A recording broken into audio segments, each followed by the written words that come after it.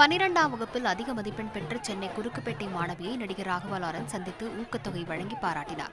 வைஷ்ணவி என்ற அந்த மாணவி 12ஆம் வகுப்பில் 592 மதிப்பெண் பெற்றும் அவர் விண்ணப்பித்த கல்லூரியில் இடம் கிடைக்காமல் இருந்துள்ளார்.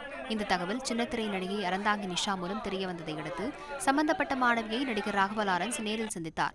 அந்த மாணவி விரும்பிய கல்லூரியில் இடம் கிடைக்க வழிவகை செய்ததோடு மாணவி வைஷ்ணவிக்கு ஊக்கத்தொகையும் வழங்கினார். அப்போது குறுக்குப்பேட்டையைச் சேர்ந்த இளைஞர்கள் கானா பாடி உற்சாகப்படுத்தினர்.